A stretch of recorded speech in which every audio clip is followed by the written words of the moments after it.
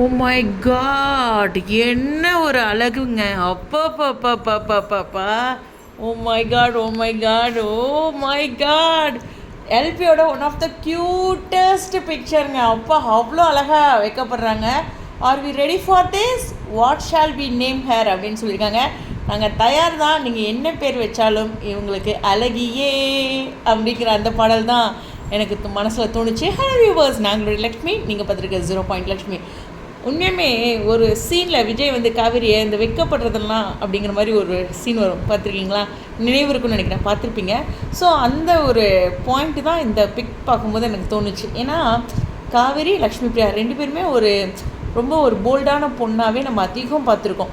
But ஆனால் அவங்களுக்குள்ள இந்த சாரீ வைக்கப்படுறது இந்த மாதிரி சீன்ஸ்லாம் எல்லாருமே ஆசைப்படுற ஒரு விஷயந்தான், காவேரிக்கு இப்படி கொடுக்கணும் அப்படின்ட்டு. பட் அப்படி ஒரு விஷயத்த இங்கே அழகாக ஒரு ஃபோட்டோஷூட்டில் எடுத்திருக்காங்க. அப்பப்பப்பா உண்மையாமேங்க அந்த சாரியில் ஒயிட்டில் ஆரஞ்சு கலர் வருது, அதனால தான் இந்த ஹார்ட்டின் ஆரஞ்சு கொடுத்துருக்காங்க.